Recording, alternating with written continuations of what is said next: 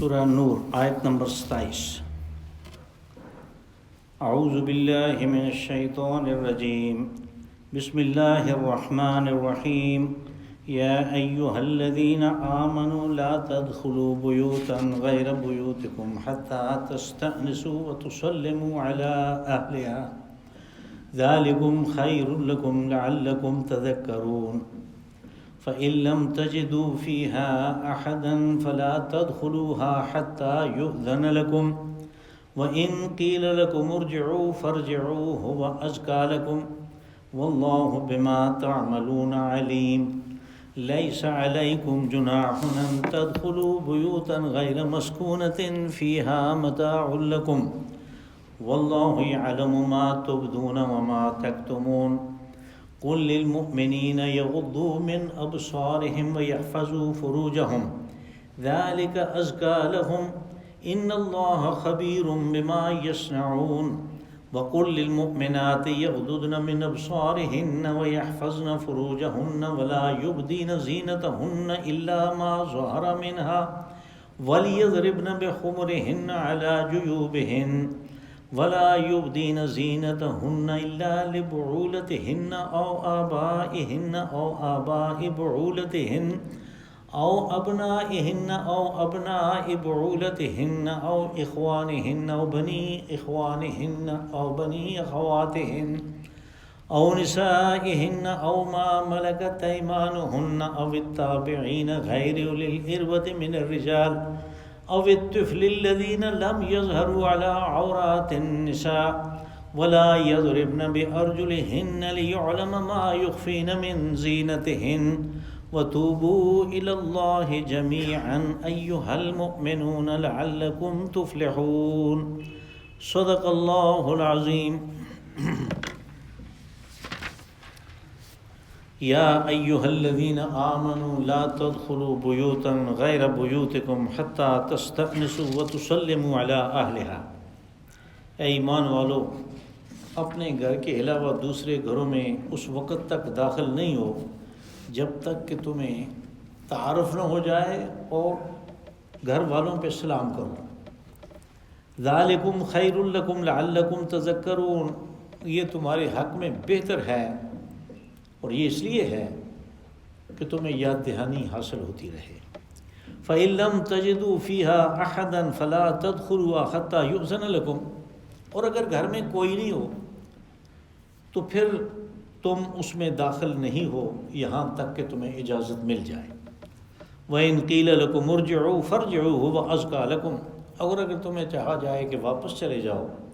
تو واپس چلے جاؤ، یہ تمہارے لیے پاکیزہ تر ہے۔ واللہ بما تعملون علیم، اور جو کچھ تم کرتے ہو اللہ اس سے باخبر ہے۔ لیس علیکم جناح ان تدخلوا بیوتا غیر مسکونۃ فیہا متاع لکم، ہاں البتہ تمہارے اوپر ان گھروں میں داخل ہونے میں کوئی گناہ نہیں ہے کہ جن میں کسی کی رہائش نہیں ہے اور وہاں پہ تمہاری کوئی منفعت ہے۔ واللہ یعلم ما تبدون وما تکتمون، اور اللہ جانتا ہے جو کچھ تم چھپاتے ہو اور جو تم ظاہر کرتے ہو۔ قل للمؤمنین یغضوا من ابصارہم ویحفظوا فروجہم، اور اے رسول صلی اللہ علیہ وسلم مومنوں کو، ایمان والوں کو حکم دے دیں کہ اپنی نظریں نیچی رکھیں اور اپنے جنسی اعضاء کی حفاظت کریں۔ ذالک ازکیٰ لہم، یہ ان کے حق میں بہتر ہے، پاکیزہ تر ہے۔ ان اللہ خبیر بما یصنعون، اور اللہ جو کچھ تم کرتے ہو اس سے باخبر ہے۔ وقل للمؤمنات یغضضن من ابصارہن ویحفظن فروجہن، اور آپ مومن خواتین کو کہیں کہ وہ بھی اپنی نظریں نیچی رکھیں اور اپنے چھپے اندام کی حفاظت رکھیں۔ ولا یبدین زینتہن الا ما ظہر منہا، اور اپنی زینت کو ظاہر نہیں کریں سوائے اس کے کہ جس کا ظاہر ہونا ناگزیر ہو۔ وَلْيَضْرِبْنَ بِخُمُرِهِنَّ عَلَى جُيُوبِهِنَّ، اور اپنی اوڑھنیاں اپنے گریبانوں میں ڈال لیا کریں۔ وَلَا يُبْدِينَ زِينَتَهُنَّ إِلَّا لِبُعُولَتِهِنَّ وَآبَائِهِنَّ وَآبَاءِ بُعُولَتِهِنَّ، اور اپنی زینت کو واضح نہیں کریں سوائے اپنے خامدوں کے سامنے اور اپنے باپ کے سامنے اور اپنے باپوں کے آباء بعولتہن جو شوہروں کے باپ ہیں ان کے سامنے، او ابنائہن یا شوہروں کے جو بیٹے ہیں ان کے سامنے، او ابناء بعولتہن یا اپنے بیٹوں کے سامنے یا شوہروں کے بیٹوں کے سامنے، او اخوانہن او بنی اخوانہن یا اپنے بھائیوں کے سامنے یا اپنے بھتیجوں کے سامنے، او بنی اخواتہن یا اپنے بھانجوں کے سامنے، او نسائہن یا اپنی گھر کی عورتوں کے سامنے، او ما ملکت ایمانہن یا اپنے غلاموں کے سامنے، او التابعین غیر اولی الاربۃ من الرجال یا ان مردوں کے سامنے جو بوڑھے ہو چکے ہیں اور جن کی سرپرستی اس گھر میں کی جا رہی ہے اور وہ عورتوں کی طرف سے بیزار ہو چکے ہیں، او الطفل الذین لم یظہروا علی عورات النساء یا ان بچوں کے سامنے کہ جو عورتوں کے صنفی اعضاء سے آشنائی نہیں رکھتے، ولا یضربن بارجلہن لیعلم ما یخفین من زینتہن اور اپنے پاؤں زور سے زمین پہ نہ مارے کہ ان کی زینت اس طرح واضح ہو، وَتُوبُوا إِلَى اللَّهِ جَمِيعًا أَيُّهَا الْمُؤْمِنُونَ لَعَلَّكُمْ تُفْلِحُونَ اور ایمان والو تم سب اللہ کے حضور رجوع کرو تاکہ تم فلاح پاؤ۔ اب اس سے پہلے آپ نے دیکھا کہ سورہ مبارکہ میں زنا اور تہمت کے بارے میں بڑی تفصیل سے بات ہوئی۔ اب یہ ہے کہ یہ جو کبائر ہیں، کبیرہ گناہ ہیں بہت بڑے بڑے، ان کو آدمی یک بارگی نہیں پہنچ جاتا، بلکہ ان کی طرف وہ چل کے جاتا ہے، کچھ وقت لگتا ہے، تو اس کو کوئی راستہ ملتا ہے تو اس طرف جاتا ہے۔ آج کے درس میں ان رخنوں کو اور ان سوراخوں کو اور ان دروازوں کو بند کیا گیا، یہ ہدایات دی گئی ان کو بند کرنے کی، تاکہ اس طرف جانے کا راستہ ہی نہ ہو۔ اور ایک بات یاد رکھیں کہ یہ جو پردے کے احکامات ہیں درس کی آخری 2 آیات میں، یہ سارے کے سارے خواتین کے لیے گھروں کے اندر ہیں، جو گھر کے اندر ان کی حرکات ہیں، جو چلنا پھرنا ہے، اور گھر میں کوئی لوگ آئے ہوئے ہیں، مہمان ہیں، تو ان سے کس قسم کا پردہ کرنا ہے یہ اس کے بارے میں احکامات ہیں۔ اور چند ناگزیر ضروریات کی وجہ سے خواتین کو گھر سے باہر بھی نکلنا پڑتا ہے، یہ کوئی منع بات تو ہے نہیں ہے، تو پھر اس صورت میں کیا پردہ ہوگا؟ اس کے احکامات یہاں نہیں ہیں، بلکہ وہ سورہ احزاب میں ہیں، جو 22ویں پارے کے آخر میں شروع ہوتی ہے، 21ویں پارے کے آخر میں شروع ہوتی ہے اور 22ویں پارے میں ختم ہوتی ہے۔ تو وہاں پہ پوری تفصیل سے وہ احکامات آئیں گے۔ یہ 2 جداگانہ کے قسم کے احکامات ہیں۔ اس سورہ مبارکہ میں گھر کے اندر جو پردہ ہے اس کے احکامات ہیں، سورہ احزاب میں جو گھر سے باہر پردہ ہے اس کے احکامات ہیں۔ یہ پہلے آپ ذہن میں رکھ لیں، پھر ہم اس کو کرتے ہیں، ترجمہ کرتے ہیں۔ کہا کہ اے ایمان والو لا تدخلوا بیوتا غیر بیوتکم، یعنی گھروں میں جو تمہارے گھر نہیں ہے، کسی اور کا گھر ہے، اس میں ہرگز داخل نہیں، حتیٰ تستأنسوا وتسلموا علی اہلہا، جب تک کہ تمہیں تعارف، استئذان کہتے ہیں تعارف کو، اور تعارف کیا ہے کہ کوئی پوچھے کون، تو آپ اپنا نام لیں، تعارف ہو گیا۔ اور اس کو پوچھنے کی ضرورت ہی شاید نہیں پڑے گی اس وقت کہ جب آپ ناک کر کے یا بیل کر کے سلام کریں، تو وہ ظاہر ہے آواز سے وہ پہچان دیں گے، تعارف ہو جائے گا۔ یہ استئذان وہی ہے جو ہم اردو میں اس کی ایک شکل استعمال کرتے ہیں، مانوس ہونا، ایکوینٹنس، یعنی تمہیں تمہارا پتہ چل جائے کہ یہ کون ہے، اس کا آنا اس وقت ہمارے لیے ٹھیک ہے یا نہیں ہے۔ اور جب وہ سلام کرے گا، جب وہ اجازت مانگے گا اور پتہ ہے کہ کون ہے، تو پھر اگر وہ مناسب سمجھیں گے گھر والے تو کہیں گے آ جائیں، اگر وہ مناسب نہیں سمجھیں گے، پہلے سے کوئی مہمان بیٹھے ہوئے ہیں، یا وہ کسی اور کام میں مصروف ہیں، اس کو وہ توجہ نہیں دے سکتے، تو وہ معذرت کر لیں گے کہ ہم کسی اور وقت ملاقات کر لیں گے۔ اب بظاہر تو یہ چیز بڑی عجیب سی معلوم ہوتی ہے کہ وہ معذرت کرے، لیکن قرآن حکیم نے کہا کہ یہ تمہارے حق میں بہتر ہے کہ واپس چلے جاؤ۔ یہاں پہ یعنی غیر بیوتکم کہہ کے اس بات کو مقید کر لیا کہ اپنے گھروں میں آپ بغیر کسی تعارف کے، بغیر کسی ناکنگ کے، بغیر بیل کے، بغیر سلام کے جا سکتے ہیں، جو آپ کا اپنا گھر ہے۔ دوسروں کے گھر میں جانے کا پہلا جو آداب میں سے پہلی چیز ہے وہ یہ ہے کہ آپ سلام کریں، اور اگر ضرورت پڑے، اگر وہ کہیں تو آپ اپنا تعارف کروائیں، یہ نہیں کہ میں کرتا رہے۔ ذالکم خیر لکم لعلکم تذکرون، کہا یہ تمہارے حق میں بہتر ہے انجام کے اعتبار سے بھی اور آغاز کے اعتبار سے بھی، اور یہ اس لیے ہے کہ تمہیں یاد دہانی حاصل ہوتی رہے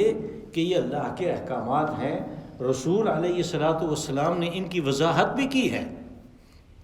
اور اس وضاحت کے مطابق مجھے واپس جانا ہے۔ اگر مجھے اجازت نہیں ملی تو مجھے واپس جانا ہے، ورنہ جاہلیت کے زمانے میں یعنی اسلام کے آنے سے پہلے عربوں میں یہ دستور تھا کہ دوسروں کے گھروں میں وہ بغیر کسی اجازت کے جاتے تھے، سب لوگ ایک دوسرے کے گھروں میں۔ اور اب بھی ہمارے ہاں بھی دیہات میں یہ بات بڑی عام ہے کہ وہ گھروں میں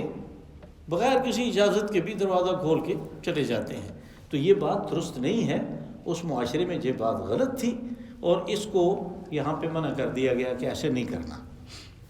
فَإِن لَمْ تَجِدُوا فِيهَا أَحَدًا فَلَا تَدْخُلُوهَا حَتَّى يُؤْذَنَ لَكُمْ، کہ اگر وہاں پہ کوئی نہیں ہے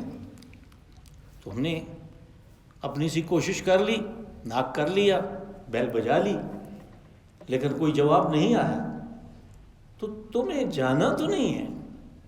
جب تک اجازت نہیں ملی۔ یعنی دیکھیں اس فکرے کی ساخت کیسی ہے کہ گھر کے اندر نہیں جانا کہ جب تک اجازت نہیں ملی۔ اور پھر رسول اللہ صلی اللہ علیہ وسلم نے اس کی مزید وضاحت فرمائی کہ آپ 3 دفعہ سلام کر لیں، جواب نہیں آیا تو بس اس کا مطلب کہ اجازت نہیں ہے۔ وَإِن قِيلَ لَكُمُ ارْجِعُوا فَارْجِعُوا وَأَزْكَىٰ لَكُمْ، دوسری صورت یہ ہو سکتی ہے کہ گھر والے کہیں کہ نہیں آپ واپس چلے جائیں، یعنی وہ مرد ہے، کسی مرد کو ملنے کے لیے آیا ہے، وہ گھر پہ نہیں ہے، تو خاتون خانہ کہتی ہے کہ نہیں آپ واپس چلے جائیں، وہ تو گھر میں نہیں ہے۔ تو یہ ان لوگوں کے لیے تو بڑی عجیب بات تھی، لیکن حکم یہ ہوا کہ یہ اس لیے ہے اذکیٰ لکم، یہ تمہارے لیے پاکیزہ تر ہے، کہ جب وہ کہہ رہے ہیں واپس چلے جاؤ تو تم واپس چلے جاؤ، اس میں خودداری کی اور اس قسم کی کوئی بات نہیں ہے۔ واللہ بما تعملون علیم، اور جو کچھ تم کرتے ہو اللہ اس کو جانتا ہے۔ آپ دیکھیں گے کہ اگلی آیت میں اور پھر اگلی آیت میں یہی چیز بار بار آئی ہے کہ جب تک آدمی کے اندر یہ استحضار نہ ہو، دل میں یہ چیز حاضر نہ ہو کہ اللہ دیکھ رہا ہے، تو پھر وہ 20 طریقے ایجاد کر لیتا ہے ان ہدایات کے خلاف جو کہ دی گئی ہیں۔ اس لیے سب سے پہلی چیز یہ ہے کہ اس کے اندر یہ استحضار ہو کہ جو کچھ میں کرتا ہوں اللہ اس سے باخبر ہے، وہ اس کو دیکھتا ہے، میرے تمام کرتوتوں سے وہ واقف ہے، اور وہ سب کچھ دیکھ رہا ہے، وہ سن رہا ہے، اور وہ اس کو ریکارڈ کر رہا ہے، اس کے پاس یہ سارا کچھ ہے۔ جب یہ چیز آ جائے تو پھر ہدایات پہ عمل کرنا جو ہے وہ کوئی مشکل کام نہیں ہوتا۔ اور اصل بات یہ ہے کہ یعنی انہی تمام ہدایات کو اگر ہم دیکھیں علامہ اقبال کے اس شعر کی روشنی میں کہ وہ اپنے معنی کے حساب سے تو وہ بہت گہرا ہے، لیکن ظاہری اس کا یہی ہے، ظاہر اس کا یہی ہے کہ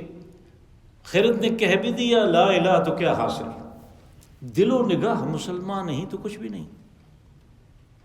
یعنی دل مسلمان ہو کہ اللہ دیکھتا ہے، اللہ جانتا ہے، اللہ سنتا ہے، وہ میرے کرتوتوں سے واقف ہے،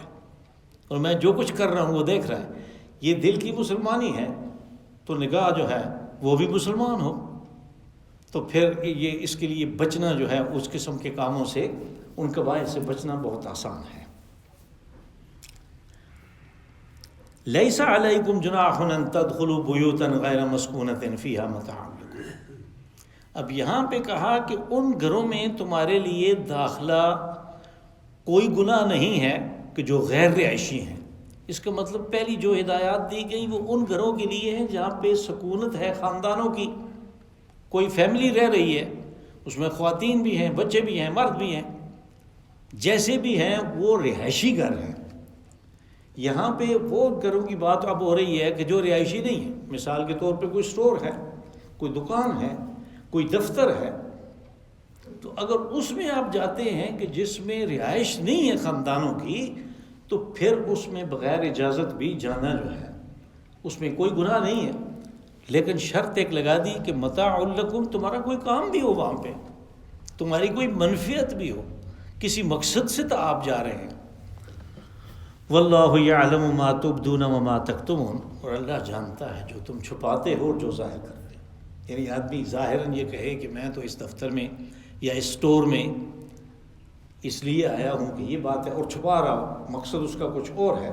کہا کہ تم اب اس بات کو لوگوں سے چھپا سکتے ہو، اللہ سے نہیں چھپا سکتے. قل للمؤمنین یغضوا من ابصارہم ویحفظوا فروجہم، کہا آپ مومن مردوں سے کہیں کہ وہ اپنی نگاہیں نیچی رکھیں. اب من ابصارہم، جو من ہے یہ تبعیض کا ہے، یعنی یہ اس کے بعض کی طرف اشارہ کرتا ہے کہ نگاہ اتنی نیچی نہیں ہے کہ اس کو نظریہ آگے کچھ نہیں آتا، وہ دوسرے کے گھر میں گیا اور ٹکرے مار رہا ہے.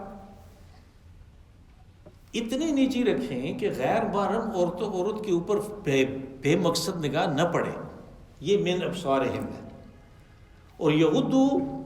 من ابصارہم، غض بصر کیا ہے کہ اپنی نگاہوں کو جھکا کے رکھنا، نیچے رکھنا، احتیاط برتنا. وَيَحْفَظُوا فُرُوجَهُمْ، فرج کہتے ہیں ان اعضاء کو جن کا تعلق جنس کے ساتھ ہے، سیکس کے ساتھ ہے، کہ ان کی حفاظت کریں. ذَلِكَ أَزْكَىٰ لَهُمْ إِنَّ اللَّهَ خَبِيرٌ بِمَا يَصْنَعُونَ، کہا یہ پاکیزہ تر ہے. پہلے بھی لفظ پاکیزہ ہی استعمال ہوا، پھر یہاں پہ پاکیزہ استعمال ہوا، اس لیے کہ وہ لوگ پاکیزہ ہیں کہ جن کے ارادوں میں اس قسم کی، یعنی دوسروں کی عزت کے اوپر حملہ کرنے کی کوئی صورت نہیں ہے. وہ کسی کی عزت پہ حملہ نہیں کرنا چاہتے، وہ اپنی بھی عزت بچانا چاہتے ہیں، دوسرے کی بھی عزت بچاتے ہیں. کہا کہ جو یہ ان کے لیے بہتر ہے، جو کچھ تم کرتے ہو اللہ اس سے باخبر ہے. وَقُلْ لِلْمُؤْمِنَاتِ يَغْضُضْنَ مِنْ أَبْصَارِهِنَّ، اب جو مومن عورتیں ہیں ان کے لیے بھی کہا کہ تم بھی اپنی نگاہیں نیچی رکھو. گھر میں کوئی آ گیا ہے تو اس کا یہ مطلب نہیں ہے کہ اس کے سامنے بھی اسی طرح آنا جانا ہو جیسے اپنے گھر والوں کے سامنے ہوتا ہے.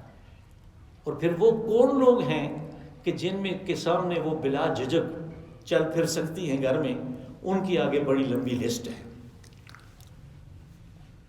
وَيَحْفَظْنَ فُرُوجَهُنَّ،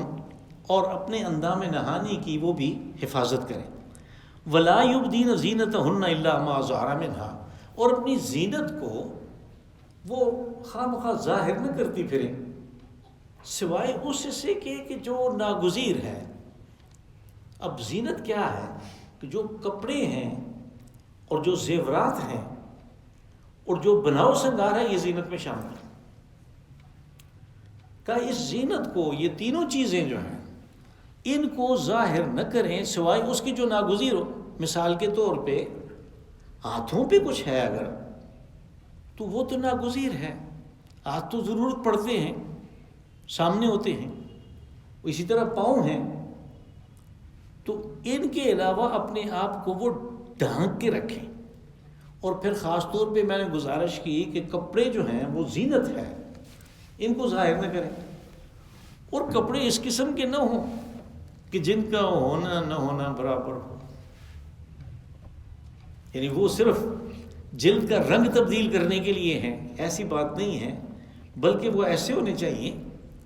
کہ اس سے، یعنی حرکات و سکنات کی وجہ سے، چلنے پھرنے کی وجہ سے جو چیزیں نہیں ظاہر ہونی چاہیے وہ ظاہر نہ ہو.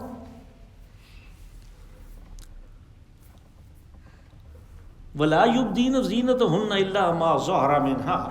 وَلْيَضْرِبْنَ بِخُمُرِهِنَّ عَلَى جُيُوبِهِنَّ، اور پھر خاص طور پہ حکم ہوا کہ اوڑھنی جو ہے چادر